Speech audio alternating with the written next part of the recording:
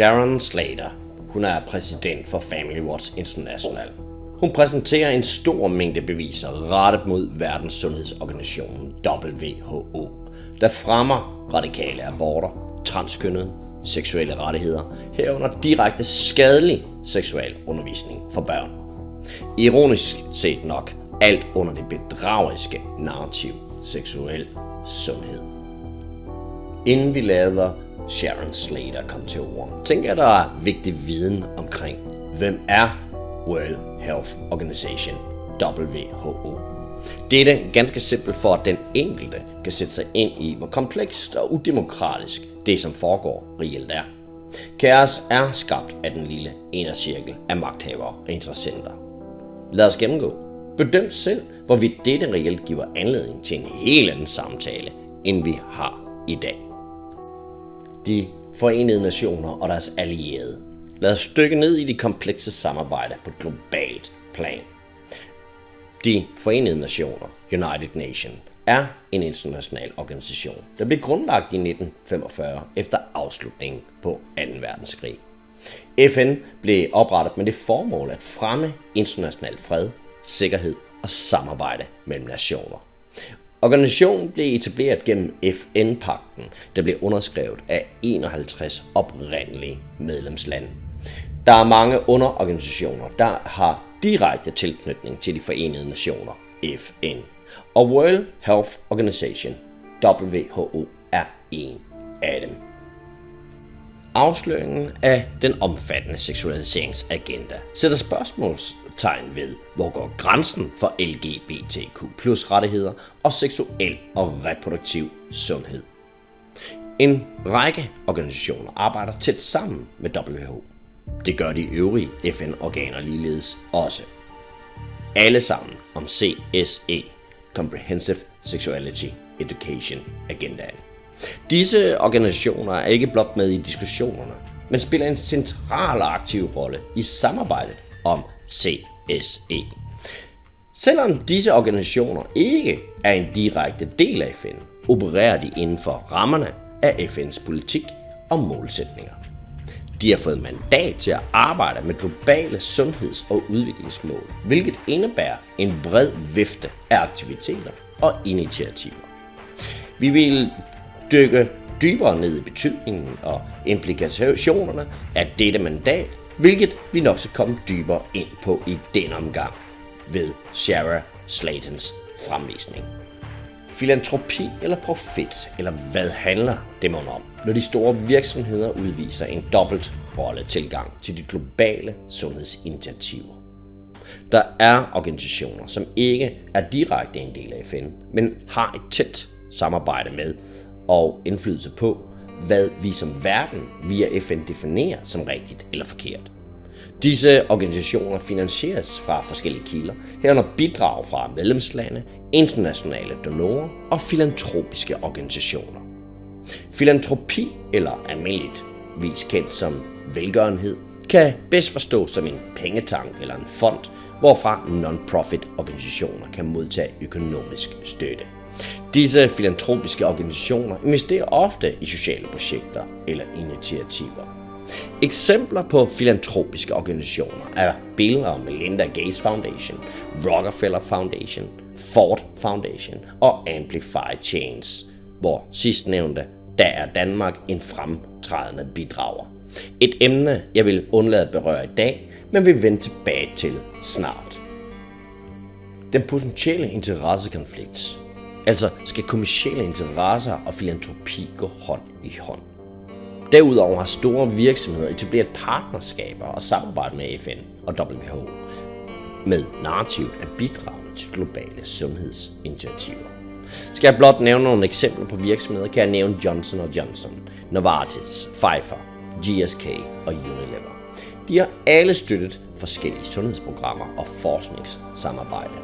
Og udover sundhedsfremmende produkter som vacciner og en generel fokus på udvikling af medicin, hormonbehandling, sikre aborttjenester og kirurgisk procedurer til transkønnede.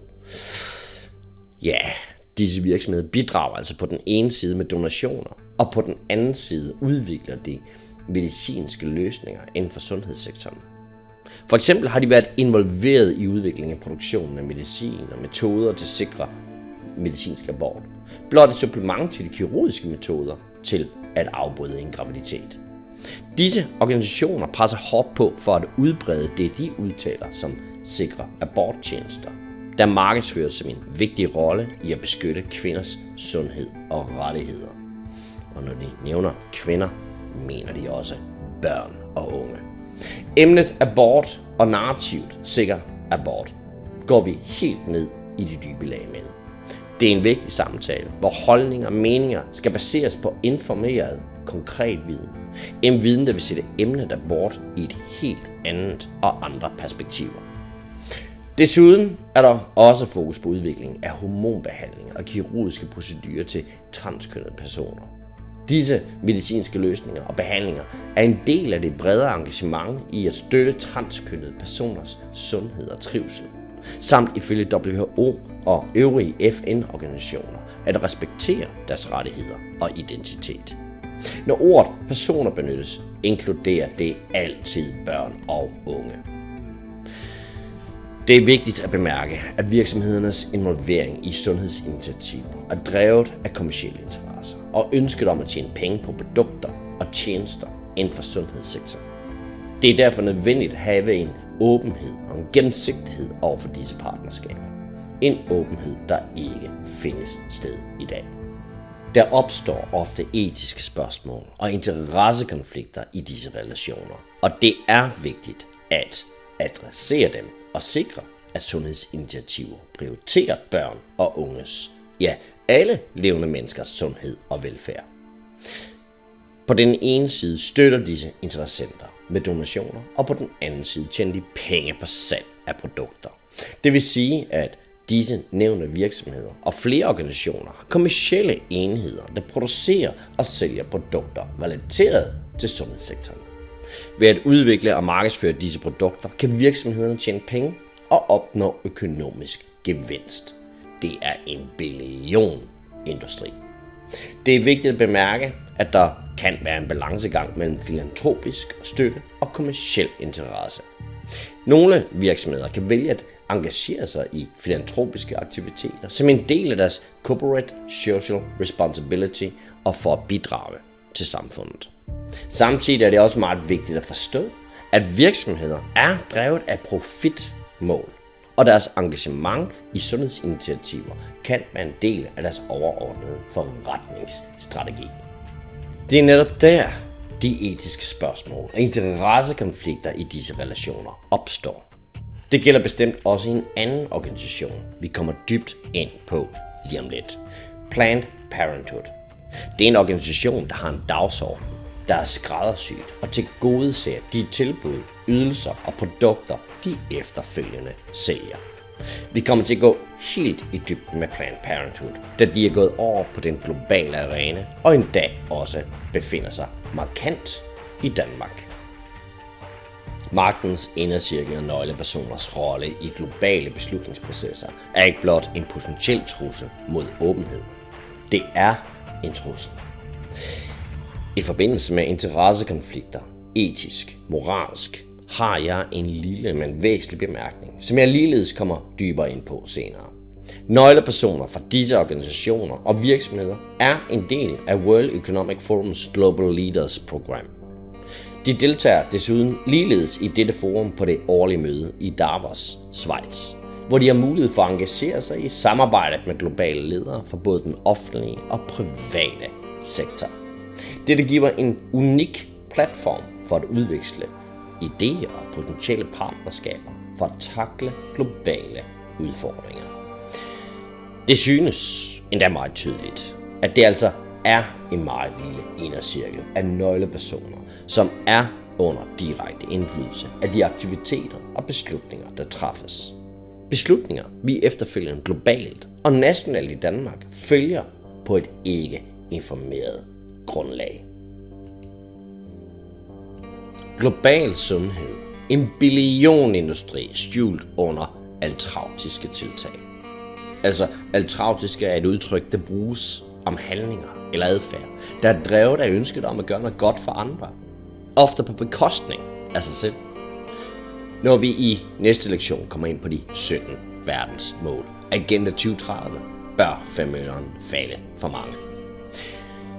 Det skal blot i tale sættes kraftigt, at det har afgørende betydning, at hvad der foregår uden dybdegående og fuldkommen transparent indsigt for den almene verdensborger, altså organisationer og virksomhedens egne interesser holdes skjult, er en stor trussel globalt og nationalt i Danmark. Jeg vil nu byde Sharon Slater, præsident for Family Watch International, velkommen til sin grundige gennemgang af WHO's Standards of Sexuality Education for Europe.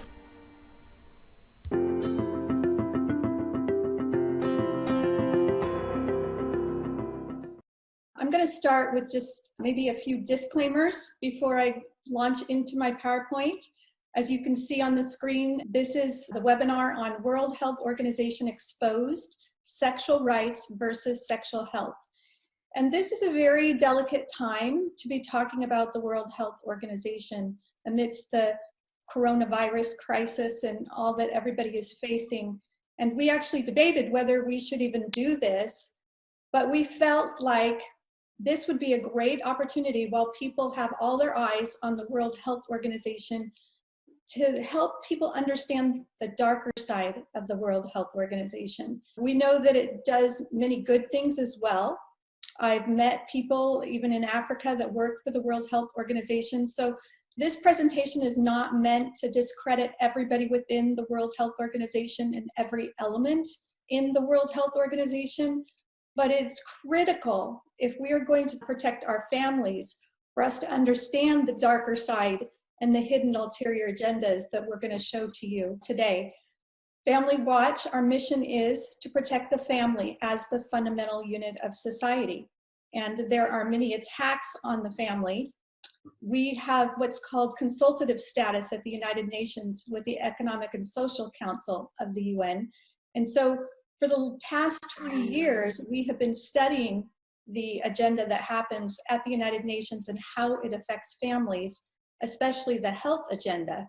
We try to unite nations at the United Nations for a family-friendly world. We put on events there. And so we have our pulse on the policies that are being created and the programs that are being initiated at the United Nations. We have a series of webinars and actually an online learning course that we're going to tell you about at the end of this program.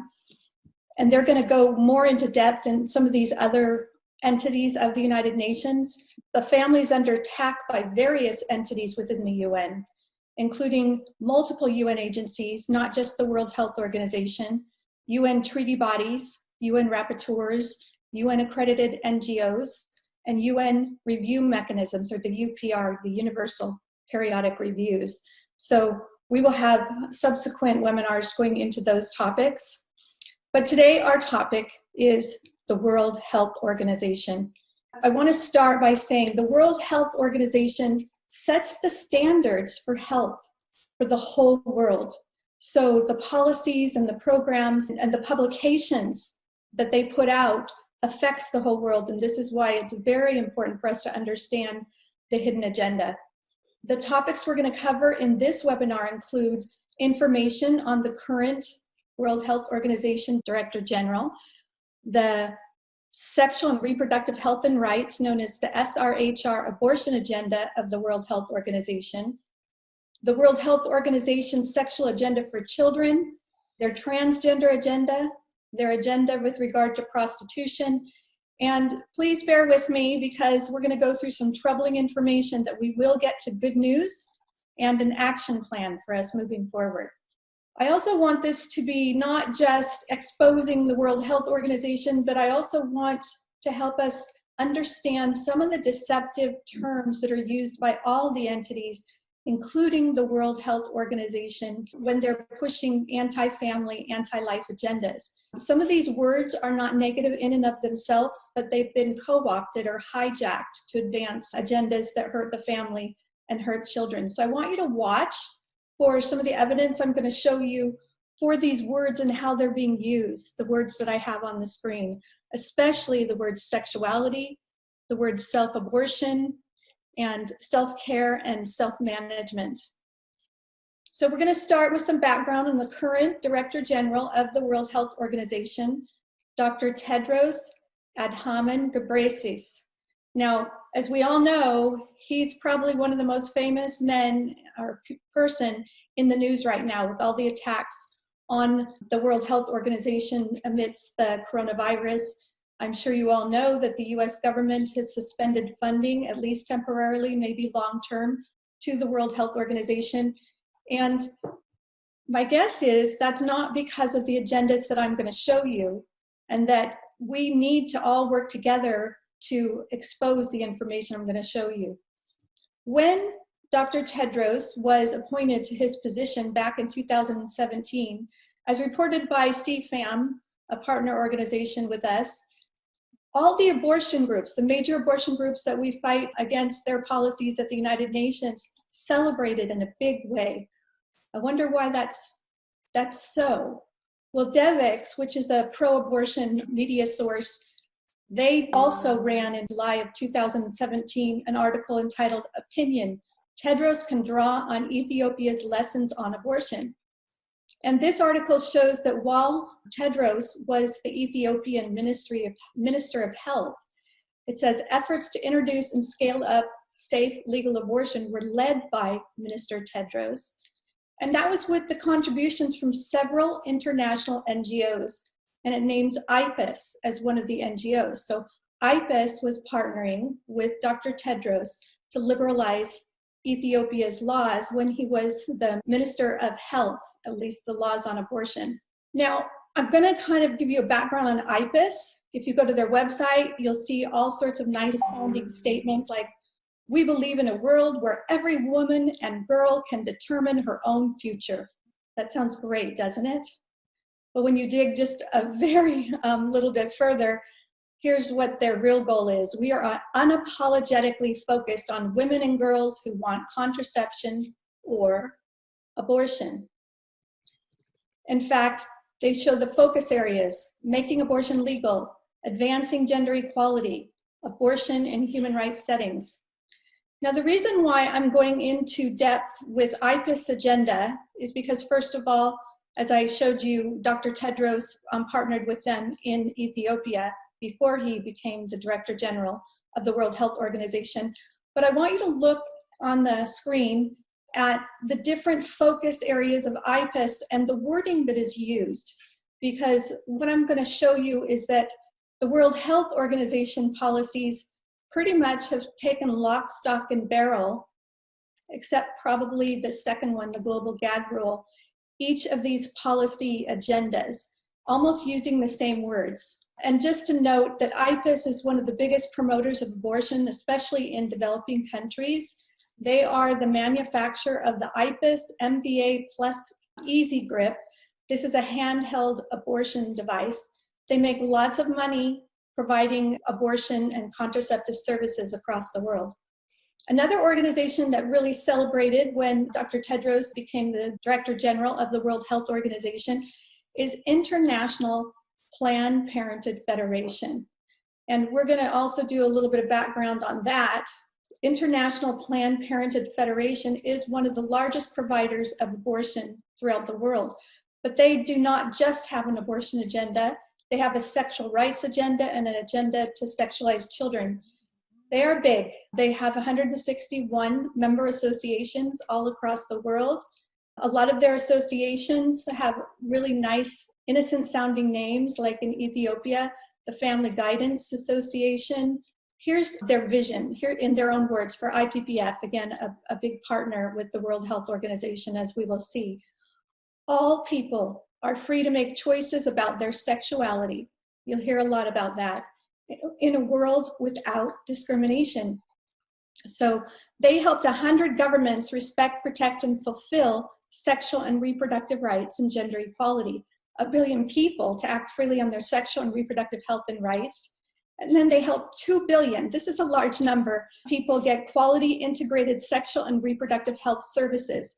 Now you will see these 3 goals very much also reflected in a lot of the World Health Organization policies. And Planned Parenthood also stands to benefit financially as these agendas for abortion and other agendas that we'll show you are rolled out, because they have 26,652 service delivery points across the world. They have 4,917 clinical facilities, 9,565 private and public partners that are getting their commodities and things like that from IPPF. They boast in their annual report of 223.2 million sexual and reproductive health services. Now, what are those services that they profit from? Condoms, abortions, hormones, contraceptives, their sexuality education programs, and sexual counseling, to name a few. Now, we're going to go back to Tedros. You can see him in the Dr. Tedros in the bottom right-hand corner. This is the task force for an entity that was set up before the UN Sustainable Development Goals were instituted by the United Nations. This is back, I believe it's like 2013. And what the pro-abortion, pro-sexual rights groups did is they worked together to create this big task force of really important people who would push their SRHR abortion sexual rights agenda. And you'll notice in the upper left-hand corner, Marie Antoinetta Alcalde. She was the director of advocacy for International Planned Parenthood. And this is when Dr. Tedros was the Minister of Foreign Affairs, which he became that after he was the Minister of Health in Ethiopia. So he's already involved with IPPF, International Planned Parenthood Federation, in this arrangement. So what is this high-level task force? It's for ICPD, which is the International Conference on Population and Development. And notice their motto, rights, dignity, and health for all, moving forward on sexual and reproductive health and rights. In fact, they have a specific goal here to have 179 governments commit to safeguarding and furthering reproductive rights as fundamental rights. And they want everyone to be able to make their own decisions about their sexuality. These things sound really nice, but we'll see more about this soon. One of the policy recommendations for this task force that Dr. Tedros was a part of before becoming the Director General of WHO is revoking laws and banning practices that criminalize consensual adult behaviors. In other words, they want to legalize same-sex marriage, and it says, and in the context of voluntary sex work. So they want to legalize prostitution. Here are the 3 specific policy mandates that we're going to see as themes from all of the organizations that I'm going to tell you about, IPPF, IPIS, and now this task force, which Dr. Tedros is a part of. And we're going to show how all these seep into the World Health Organization policies. Number 1 is respecting, protecting, and fulfilling sexual and reproductive rights. Number 2, achieving universal access to quality, comprehensive and integrated sexual and reproductive health information, education, and services. So the first one, protecting SRHR, is what we usually call it, the sexual and reproductive rights, is more of a policy agenda to change the laws in all the countries. The second one is more getting the services, the business end of getting customers for the partners that are all involved in these agendas. And number 3, ensuring universal access to comprehensive sexuality education for all young people. Comprehensive sexuality education is the tool to sexualize children and get them into the services in number 2, and to promote the policy agenda listed in their goal of number 1. So these are the 3 agendas of the sexual and reproductive health and rights agenda, which has been adopted by the World Health Organization. Number 1, sexual and reproductive rights. Number 2, sexual and reproductive health services. And number 3, comprehensive sexuality education. So this brings us to our second section, the World Health Organization's SRHR abortion agenda, specific evidence. And to start with the SRHR agenda, which is broader than just abortion, we need look no further than this publication by the World Health Organization. It's called Sexual Health, Human Rights, and the Law. And you'll notice it also has another entity here, the HRP, which is co-published with them. So they provide the definition for sexual health. Now, sexual health is a component of sexual and reproductive health, or sexual and reproductive health and rights. So all these UN agencies and the World Health Organization that sets the standards for the whole world is defining sexual health to include sexuality and sexual practices, access to abortion, pleasurable and safe sexual experiences, and the recognition of diversity of sexual behavior and expression. In fact, they say for countries to support sexual health, all countries should work toward discriminalization of sex work. They should legalize same-sex marriage as a fundamental right. They should provide transgenders with access to hormonal treatment or gender reassignment surgery. And to meet the specific sexual and reproductive health needs of adolescents, we need to make sure they have access to contraception and safe abortion services. Now, what about the parents? Well, the World Health Organization is saying here that human rights standards require states to guarantee adolescents' rights to privacy and confidentiality. That's from their parents, because it goes on to say, by providing sexual and reproductive health services without parental consent. Now, this is a direct attack on the family. And then finally, education, including comprehensive sexuality education, are crucial for sexual health, is the false claim that the World Health Organization is making here. Now, where are all these crazy policies coming from? We need look no further than the HRP, which is a co-publisher of this Sexual Health, Human Rights, and the Law. If you go to the website page of the World Health Organization, you can see the top circle, it says HRP. It lists who are the members. The members and co-sponsors include UNDP, UNFPA, UNICEF, the World Health Organization, the World Bank. Oh, here's somebody that doesn't seem to belong there with all these entities. International Planned Parenthood Federation. So the World Health Organization is partnering with International Planned Parenthood Federation, and I suspect that they're writing a lot of these manuals because they reflect all of their same goals and even a lot of the same wording of their publications.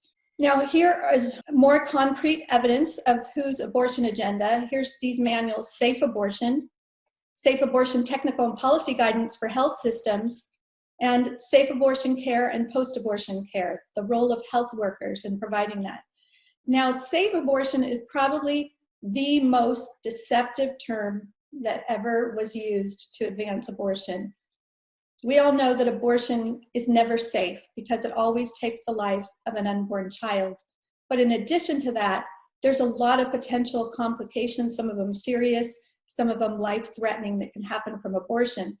Now, I don't know, we don't say this about any other medical procedure. When you get your appendix out, do they call it safe surgery for that? Or any other medical services, do we call it safe? We don't usually use safe to modify medical procedures because there's always potential side effects, but we do this with abortion to try to get people to accept it. In fact, on the World Health Organization's webpage, on preventing unsafe abortion, this is their entire agenda. They promote abortion by saying, we're trying to stop unsafe abortion. In fact, the WHO says abortions are safe. They automatically become safe if they're done with a method recommended by WHO. So all you have to do is use their method and you'll never have any complication or any side effect wrong. That's not the way it works. And it says also, if the person providing or supporting the abortion is trained. So automatically, if that person is trained, they're never going to have a problem. And they say such abortions can be used using tablets. You can do these medical abortions. Again, the interesting thing is, in order to prevent these unsafe abortions, then children need comprehensive sexuality education. Even though there is no research showing that comprehensive sexuality education can prevent unsafe abortion, you need emergency contraception. And of course, here's their policy agenda. You know, the World Health Organization is very involved in a political agenda, a legislative agenda. They're saying that in order to have safe abortion, and prevent unsafe abortion, you have to have legalized abortion. You have to legalize it. Now, at one point they say, well, there's no complications if it's safe, and it's safe if it's legal.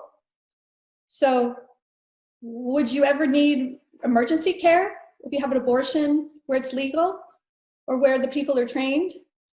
The answer is yes. It says women can experience life-threatening complications, and that's not just whether it's so-called safe or unsafe or legal or illegal. There are all these kind of potential complications regardless of the best conditions that abortion is enacted. So we've got incomplete abortion, hemorrhage, uterine preparation that could all happen. The World Health Organization outlines the barriers to getting safe abortion. Again, we see it's restrictive laws. Oh, and stigma. So they want to get rid of stigma, so they have to normalize and make abortion a good thing in society. And then also a barrier is unnecessary requirements, which they define in part as third-party authorizations, which is unnecessary.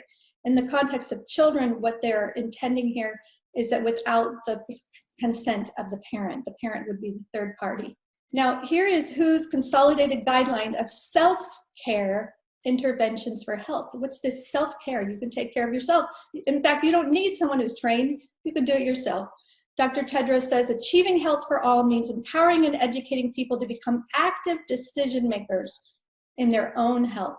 That's what self-care is all about. You don't need a doctor. You don't need a nurse. You can do it yourself. In fact, he wrote the preface to this publication, and he says, when people have agency and autonomy, they can make and enact decisions. That sounds nice, doesn't it? Well, if you look further, here's a toolkit on self-care for health, sexual and reproductive health and rights. And what's in this toolkit? Notice the World Health Organization logo at the bottom. Well, one of the self-care things that a woman can do is self-management of medical abortion.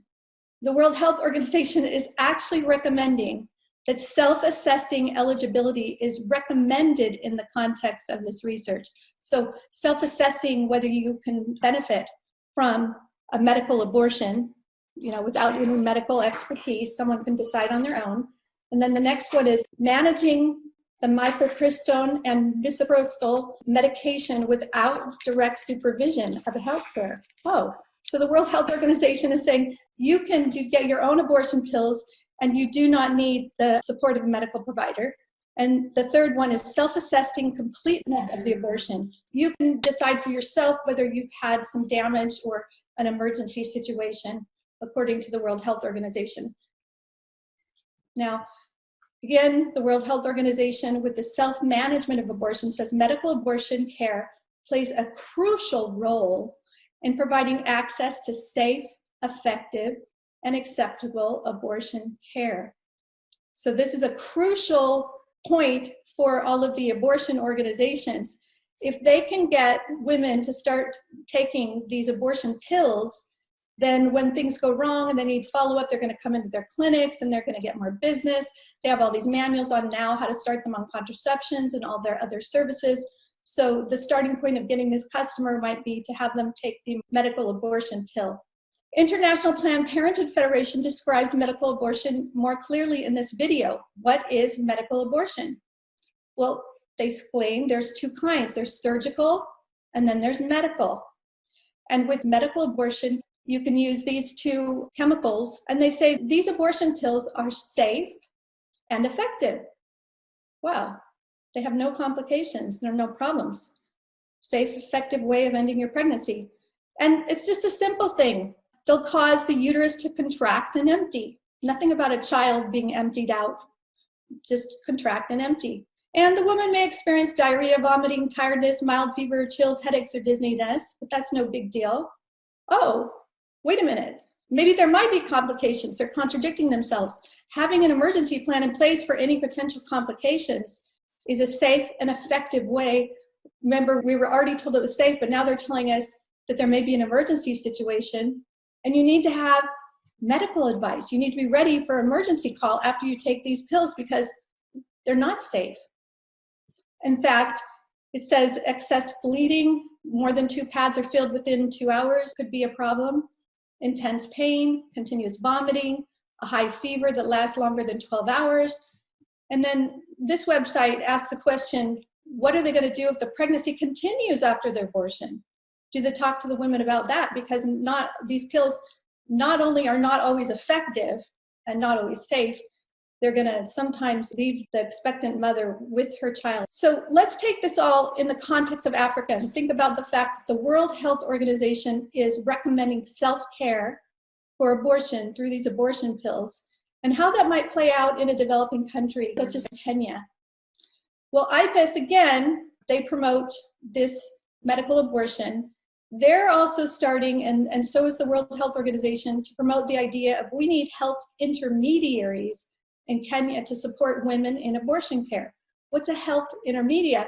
I thought the World Health Organization told us people need to be trained in order for it to be safe, and now we're getting health intermediaries. In fact, this article that you can find on the website talks about a lady named Joyce at Kenyon University who has a license that enables her to buy prescription drugs. And then she runs a small business selling abortion pills to those trying to end their pregnancy. Opens up her own shop. Here it says health intermediaries can help by enabling women to self-manage their own medical abortions. You don't need now a health-trained professionals. Walter is another health intermediary. He's also a university student in Kenya, and he gets abortion pills from friends in the medical field or pharmacists, and then he shares them with people and sells them. Now, they also in this article on the IPES website say that the World Health Organization recommends, this is from 2019, that we need to recognize the importance of this self-care, including medical abortion self-care and the expansion of the involvement of community and providers. They want more people to be able to distribute the abortion pill, more than the doctors, more than the nurses, because they're not getting enough abortions happening. So it says, we are in the process of redefining what is a provider in the context of medical abortion. Who can be a provider of this abortion, this medical abortion? And the article ends with, oh, well, maybe it can include informed individuals like the girl, the woman herself. Okay, they can be health intermediaries for themselves. Now, IPES has on their website a video produced by the World Health Organization. And it's a very interesting video, Expanding Safe Abortion. The title is Expanding Safe Abortion, Access with More Types of Providers. And it provides a look at this manual on safe abortion care and promotes different ways. You can get medical abortion or you can get surgical abortion. And then it calls on policymakers to change the laws to facilitate these medical abortions. And here again, we see who the World Health Organization partnered with and why IPES is putting this on their website, because they're part of creating this video with the World Health Organization, along with International Planned Parenthood Federation. Right above that is IPES. And then there's Marie Stopes International, again, one of the largest providers of abortion. In fact, here's another slide showing how they partnered with the World Health Organization, Marie Stopes International. Now this is on contraceptive protection, but they also have partnered. The World Health Organization has carried a study by Marie Stopes International on medical abortion at home. Interesting to note, Marie Stopes International sent a letter to the World Health Organization. It says, I'm writing this letter in support of the application of misoprostol to be added to WHO's essential medicine list. And they succeeded in this because they're all friends together, Marie Stopes, IPES, International Planned Parenthood Federation, and the World Health Organization. And as we know, and we've seen multiple news articles, that the abortion organizations and abortion-minded people are still pushing abortion as an essential service during this coronavirus pandemic, and the World Health Organization is doing the same. Here's their document, Clinical Management of Severe Acute Respiratory Infection in the Context of COVID-19. And here's the quote from it. Women's choices and rights, sounds really great, to sexual and reproductive health care should be respected irrespective of COVID-19 status, including access to contraception and safe abortion. Also, the World Health Organization maintains quite an extensive database of abortion policies so they can track them. I don't know if you can see the little kind of gray wording underneath the global abortion policy debates, but they want to hold people, they want to promote accountability. They want nations to be accountable to their abortion policies. So again, a reminder, this is the World Health Organization promoting abortion at the expense of sexual health. Now, the World Health Organization defines the word sexuality in an interesting way, and we're going to segue into this. They say sexuality encompasses gender identities, attitudes, pleasures, desires, fantasies, behaviors, eroticism, roles, relationships, and sexual orientation. So whenever you see this term being used, this is what that word sexuality means. And I want you to keep that in mind as we go through some other things, because the next greatest assault that we're going into is the World Health Organization's agenda to sexualize children. Now, if you look at this WHO Regional Office for Europe, Standards for Sexuality Education in Europe, with their logo down below, this is going to show you what they think children should be taught about sexuality. 0 to 4, children should be taught about enjoyment and pleasure when touching their bodies or masturbation. They should be taught to discover their own body and their genitals and so forth, and they need to learn to talk about sexual things. Ages 4 through 6, pleasure again, masturbation, the expression of sexuality and talking about sexual matters. Here's age 15. They want 15-year-olds to learn about sexual pleasure, sexual orientations and identities, a change from possible negative feelings or disgust and hatred. And again, we don't promote hatred or violence against people based on their LGBT identification. But this again is teaching these things to children towards homosexuality. They want to change their views on homosexuality so that they become acceptance and celebration of sexual differences. That's what they want the children to be able to do, and discuss the reasons to have sex or not to have sex, or discuss coming out as homosexual or bisexual. Now, I'm going backwards in age because I wanted to end with this for this publication. At age 9, the World Health Organization that sets the standards for the world sends children to learn about their sexual rights as defined by International Planned Parenthood Federation. There's a footnote sending them to the IPPF Declaration on Sexual Rights. So now we're going to talk about what that might look like. What kind of sexual rights is the World Health Organization sending children to learn from International Planned Parenthood Federation?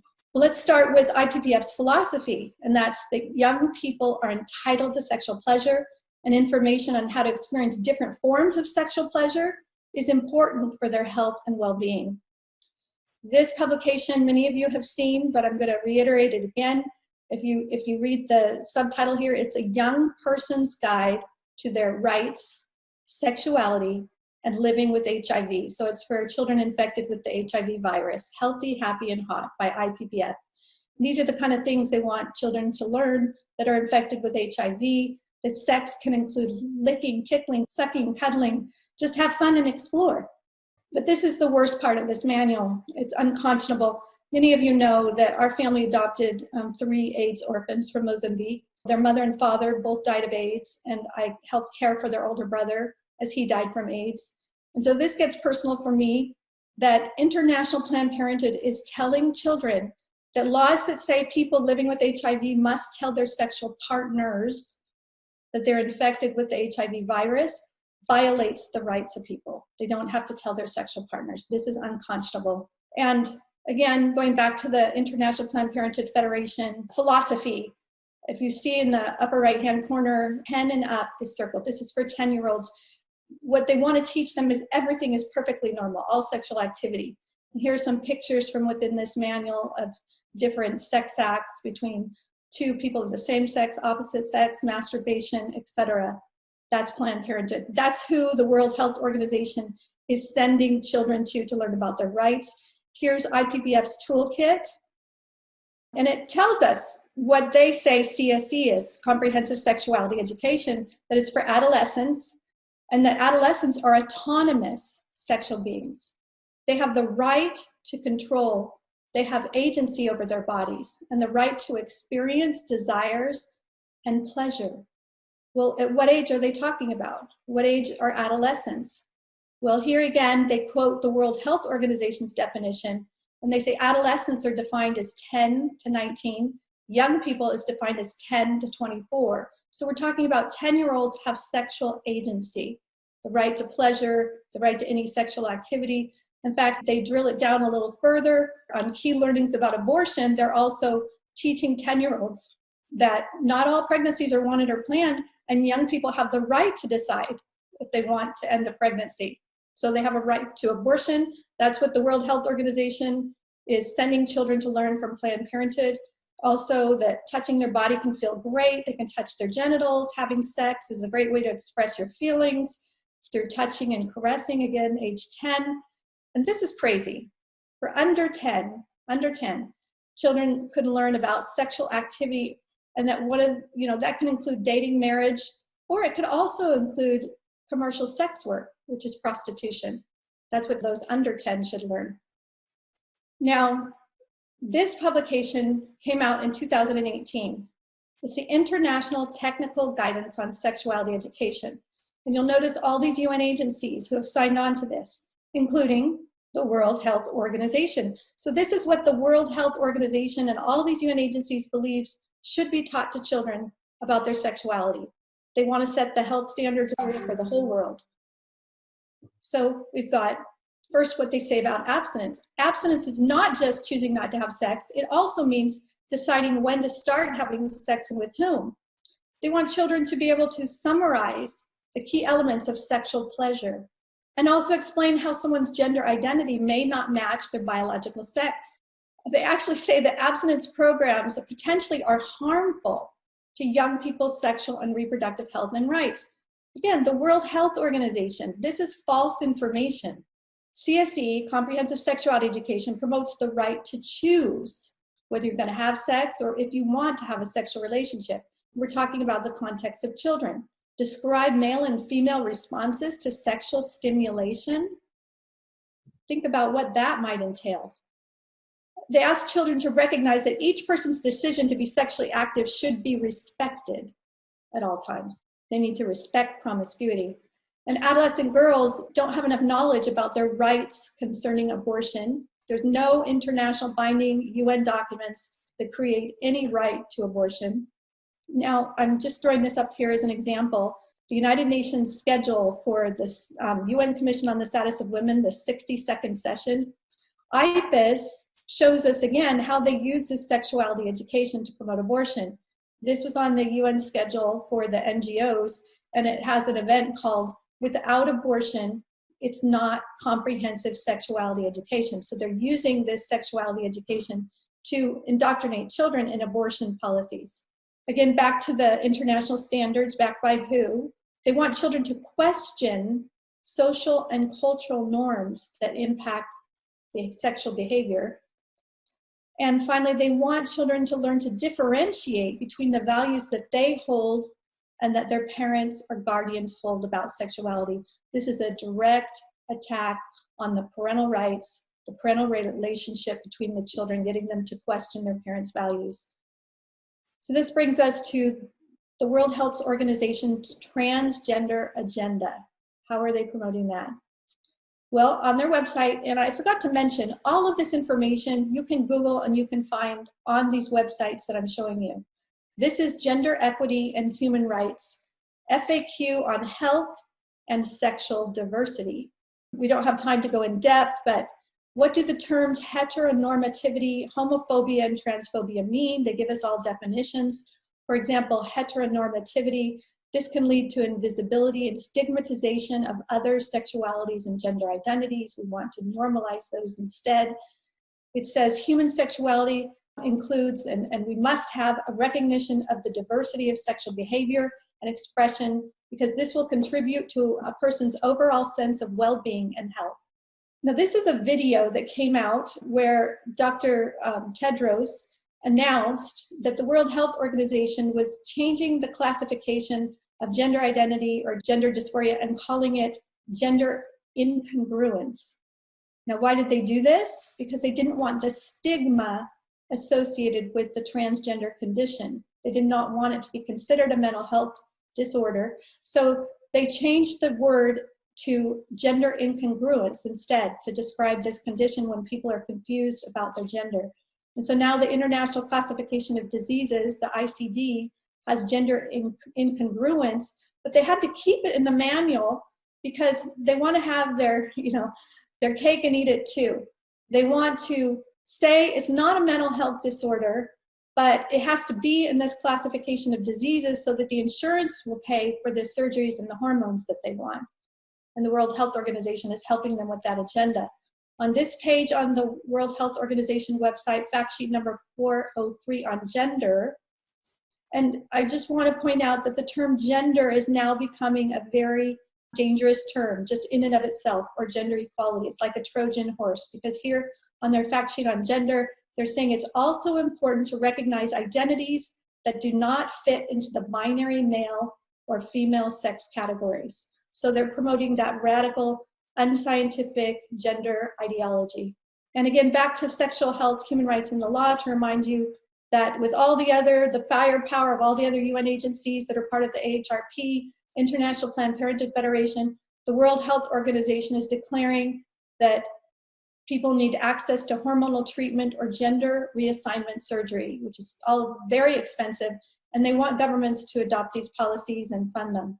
On this page, what is transgender and what are the main concerns of transgender people? Again, pushing gender-affirming hormone therapies and surgery, and legal recognition represented through documents reflecting a person's gender identity, again, is important for their protection, their dignity, and their health. So that's how they're defining dignity. Gender affirmative care, health care, is hormonal treatment or surgery. So that sounds so nice, gender affirmative care.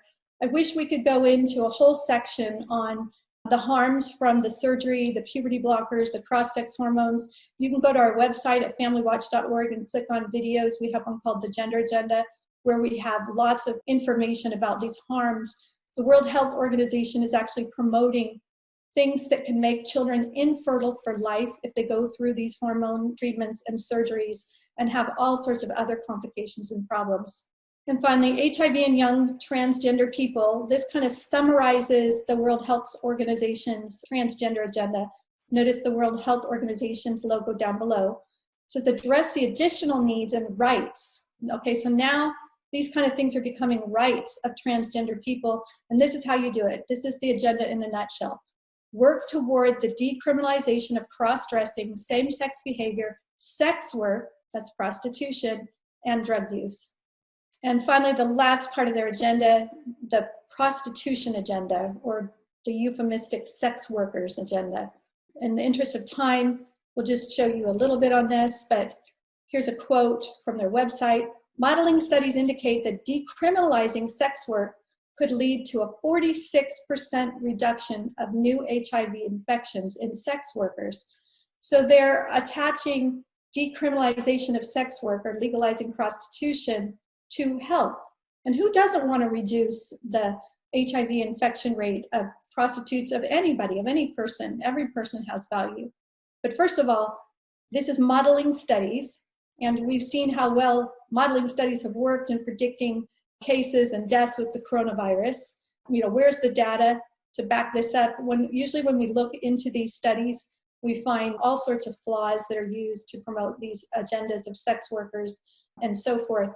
But also, wouldn't it be better if we help these women get out of these dangerous professions that usually end in violence against women and carry so many other negative connotations than just saying, oh, we might reduce their HIV infection rates if we decriminalize sex work, when that's not even been proven and probably is untrue, because whenever you legalize something, statistics usually show you get more of it, not less. And again, the World Health Organization has a policy, a legislative agenda.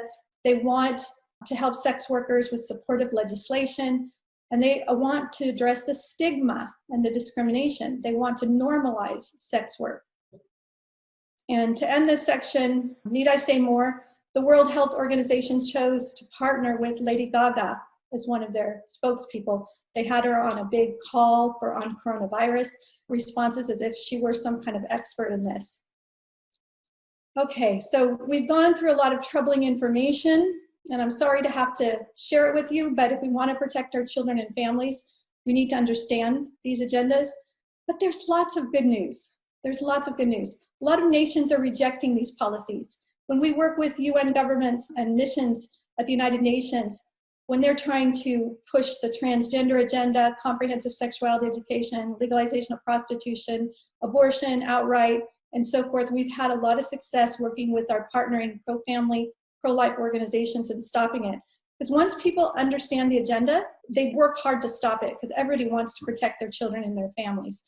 And we are seeing a rising up of families and parents all across the world. If we had time, I'd show you all sorts of video clips from different countries when people are saying, don't mess with our children. Stop pushing these policies that are either killing our children through abortion or sexualizing them through the comprehensive sexuality education. And finally, family protection plan.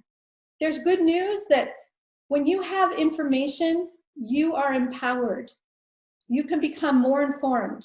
If you join this webinar, we hope you also subscribe to the Family Watch newsletter and that you subscribe to the newsletters of other good pro-family, pro-life organizations so you can see the newest developments and the newest tools that are being produced to help people stand for life and for family and the protection of children and raise awareness. We're going to make this webinar available on our website and we'll send you all a link to it. Please share it with others so that they can understand these ulterior agendas or the darker side of the World Health Organization and some of these other UN agencies so that they can protect their families. And investigate in your own country. Go to the World Health Organization office, go to IPES, go to IPPF, go to Marie Stopes, go to the other UN agencies, offices, and find out what their programs are and help raise awareness amongst your governments so that you can stop these programs, which are rampant, especially in developing countries. Work with parliamentarians or senators or your legislators in your countries to pass parental rights and child and life protection laws. Get in touch with Dr. Richard Caqueto, who is our African Policy Director, and we have a slew of model legislation that we could offer to you, and we can give you talking points and information and briefs to help back up positions to get good laws passed to protect family, children, and life.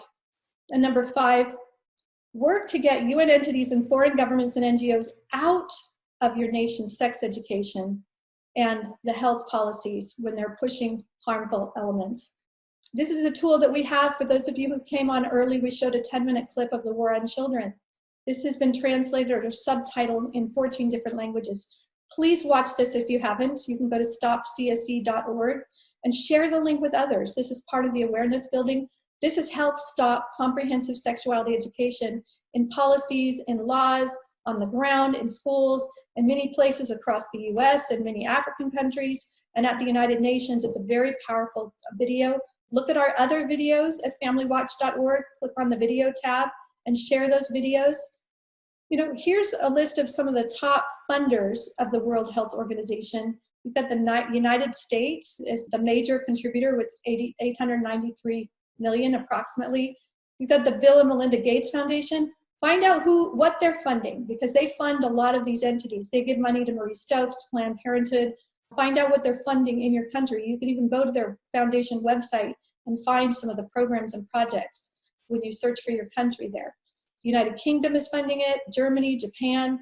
Talk to these governments, go to their missions, tell them you don't want these programs that the World Health Organization is also supporting with their documents. We'd like to make this available to all of you as a tool to help you stand for the protection of family, life, and children. We'll send a link to it so you can have the electronic version. This is our Family Defense Handbook. Read it, study it.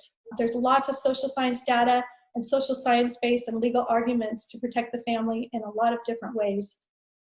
And finally, we are so excited to announce our International Family Law and Global Health Policies online learning course. Now, you'll see where I have yellow highlighted UN Women, and right before that is the World Health Organization. This webinar will be part of unit number 2, United Nations 101, overview of how UN entities are undermining life, family, and parental rights. Our next webinar will be UN Women. We hope that you will stay tuned and you will also encourage others to be a part of that webinar. We've got all sorts of evidence. UN Women is going to be starting their Generation Equality conferences that are going to be very dangerous and for pushing all these agendas. We have a lot of evidence on what those agendas are. So we're going to be offering a certificate for those who complete this entire course. We'll be releasing each unit as it becomes ready. We're releasing these subsections of Unit 2, especially we wanted to catch the wave of media attention for the World Health Organization so that people could see the other side now that everybody's scrutinizing the World Health Organization. So we hope you will join us and again, become informed yourself on all these issues. You don't have to do the whole course. We'll be announcing and sending you all a link to all the different ones as they're released. You could just watch the ones that are of interest to you, or you could do the whole course. And I guess I want to bring it to a close. You know, with all the bad information that I shared, sometimes people can get overwhelmed and they can feel helpless. When you look at all that money, look at all these UN agencies and all the actors behind it, and you may think, this is impossible. The Berlin Wall looked impossible when people were facing it. It divided East and West Germany. But this is nearby the remnants of that wall. And it's a saying that says, many small people who in many small places do many small things can alter the face of the world. I can feel that there are so many of you on this call who have power to do a great deal. I've seen the power of one person. I've seen it at the United Nations. I've seen it at legislators. I've seen it in conversations. In fact, I'll end with a famous study that was conducted by Harvard on peer pressure, where they had 10 subjects that were all asked really simple questions, like the most elementary questions, like, does this short line match this short line, or this long line, or this average size line? And what they did is they had them all sit down. There were 10 of them at a time that were being asked the same question. And they told the first 9 people who were in on the study and in on the secret to give the wrong answer on this really simple question. And then they waited to see what the 10th person, this student from Harvard, would do. Would he succumb to his peer pressure and give the same false answer as the others? Or would he stand up for the truth on such a simple question? And do you know what they found? And this is actually in the book, Stand for the Family. You can find it towards the end of the book. I think it was more than 60% of the Harvard students who answered that question, after hearing all their peers answer it wrong, gave the wrong answer. And so they went back and they interviewed them. They said, why did you give the wrong answer? Surely you knew the right answer. And their responses were things like, well, I thought maybe I wasn't seeing something, or, you know, they question their very intellect, their very own understanding of truth, because so many other people were giving the wrong answer. But the important thing for us on this call, and it was an important lesson for me, is what happened when they altered this experiment. So they asked 1 or 2 people who were in on the experiment of these students to give the right answer before it got to the last subject who they were really testing. And do you know what happened? Just by hearing the answer even one time being told correctly, even though the rest of the people gave the wrong answer, the subject was able to give the right answer and feel confident enough to do the right thing. So how that applies to you and me, if we stand up for what's right, if we stand up for the protection of children, the protection of life, the protection of the family, even when it's hard, we never know who is listening. You never know how we might be able to impact them and empower them to stand, and it can become viral and more people will start standing up. I've seen miracles happening. I know that there's more people in the world who believe in the importance of marriage and family and life and religious freedom and all the things that Family Watch works to protect. And we invite you to join with us. We invite you to join, use our resources, use our book, use our videos, take our online course, participate in our webinars. We are so grateful for each and every one of you who took the time out of your day to learn and listen to me and listen to this presentation. Thank you.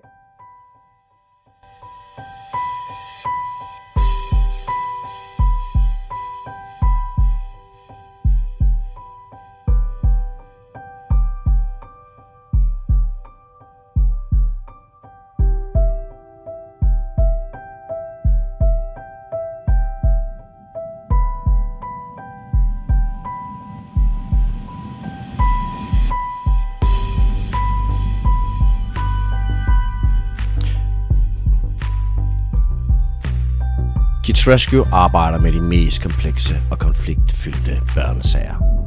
Kids Rescue kan hjælpe.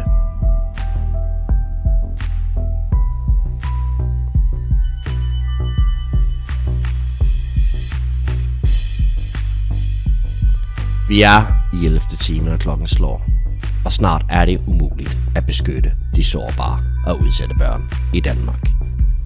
På Kids Rescues hjemmeside finder du akut hjælp, hjælp til selvhjælp, om børn, unge og familiekomité.